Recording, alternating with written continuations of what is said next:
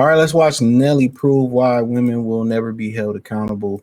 Um, you know, and this is one of the reasons why they won't. One of the major reasons why they can make all the mistakes in the world and still have, uh, still have a bag. You hit the link in the description. Join the Patreon. That's where the real channel going at. Let's get it. Home and I fucked up because I told my daughter, yeah, baby, don't worry about it. You can always come home. You always got a room. My son, he can come home, but he get the couch. Eventually, he got to get the fuck out. He got to. He a man. You got to go. You can always come home, and sometimes it may not when shit don't work out. I ain't knocking that because you got to get back up on your feet. You know what I'm saying? But just know, nigga, this is temporary. But you know. And my thing is this: it should be temporary both ways. Y'all want to know why women can go out here and make all these bad decisions and feel like, well, I don't have no accountability when the father is not holding you accountable, when your sex is not holding you accountable, when the other sex is not, your other sex is not giving you, where's the accountability coming from? And ultimately this helps the men in the long run. They know, most men, out here, Mr. Jap say, I remember at times I ain't had no money. I was effed up. I'm paraphrasing. And I'll go check out that brother's channel. Hilarious. And he was like, but my dad had money, but I wasn't going to ask him. Naturally, that masculine pride kicks in and I got to figure out the way it works. I can't even ask my pops for it. You know what I'm saying? I got to figure it out. When you done it the right way, a man gonna figure it out or have a way to figure it out. And if he have to ask for it, then he gonna pay it back or whatever. But at the end of the day, that should be a two-way street. If I know, regardless of the decisions I make, I'm gonna get bailed out, why wouldn't I be reckless? Why wouldn't I go try some shit? If I knew I can go try a 360 dunk 100,000 times, and we not lose the game, we still gonna win. What's gonna stop me from fucking trying it? I know it's a bad analogy, but you get what I'm saying. So at the end of the day, y'all be wondering why. That mindset is very toxic. And people could say, well, his house, his rules, and it is. But y'all complain about everything that goes wrong in our society.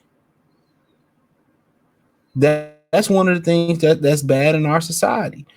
Everybody should be held accountable, but unfortunately, that's not the case. If I knew I could fuck up, if I knew that I can get I got an unlimited free lives like we playing Mario free man, I'd be reckless. I'd be reckless shit. Of course. Oh, women always, we feel big, and don't complain about when they got too much power, when they make all these mistakes, and they always get the safe haven, they always get the benefit of the doubt. This is why. They can make no responsibility. This train of thought breeds, broken houses. They reckless with their coochie. They having all these kids. Always can go home to dad. Always go home to mom. When you got no backup, man, them dudes and people like that, they live a totally different lifestyle.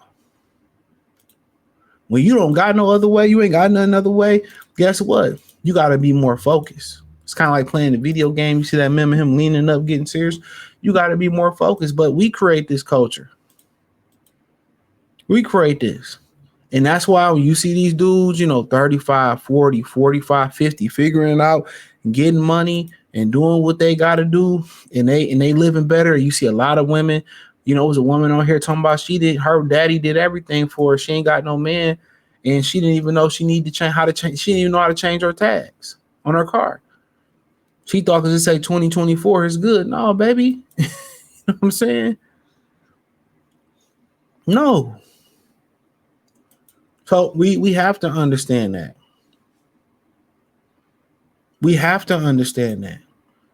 When you continue to put safety nets behind anybody, it can destroy a culture. I'm going to bail you out. You got 3 kids. I'm going to bail you out. You got 4 kids. I'm going to bail you out. You know what I'm saying? You continue to run out of gas. I come back. At the end of the day, if I keep bailing you out, you're going to keep running out of gas. A lot of these prehistoric thoughts or this culture that we create, that's the part of the issue. That safe haven should be temporary for both. If I know I always can come back and stay here and do the how, she'll never get a husband.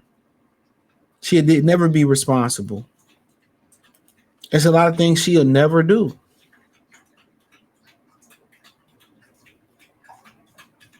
She'll never do. And that is a fact.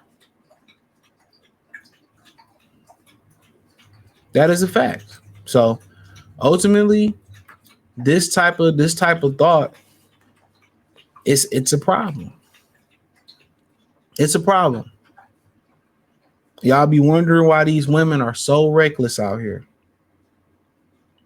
On the other hand, it's a lot of women who don't have that. But it's always a safety net, whether it's Section 8, whether it's the whole DHS. I told you I used to work down there many, many years ago when I was in college, bro. I've seen women come in there with 5-10 minutes to close, and they fill them WIC card up, bridge card up, either pull up with cash and food stamps. You know what I'm saying?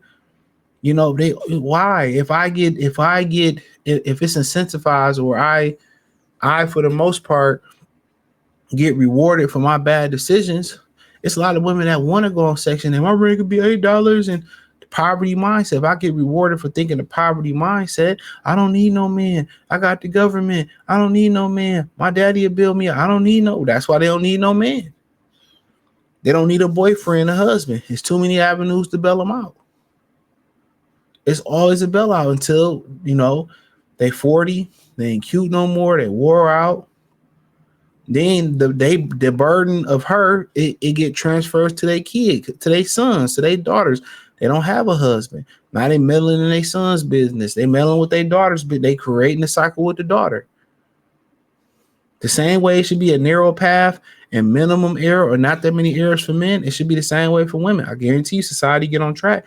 I guarantee you with all these different bailouts, these different programs, all get behind, I guarantee you they will be a lot more careful with their bodies. They'll be a lot more careful with their finances. They'll be a lot more careful and not as reckless with their decision making. We all young, we all make reckless decisions. Remember I had a homegirl. She was telling me, she was driving, she was speeding, and she didn't see a car that was parked on the street, hit the car, effed it up. Daddy paid the lawsuit and everything. She got bailed out. For recklessness. I'm pretty sure, from what I understand, she learned her lesson. But at the end of the day, if I know I'm going to get bailed out regardless, guess what? Guess what happened when that bailout ain't there no more? If Section 8 just pick up and Trump abolish it, welfare, he abolish it, your daddy is gone, no brothers, nobody, no family gone, it's just you. Come on.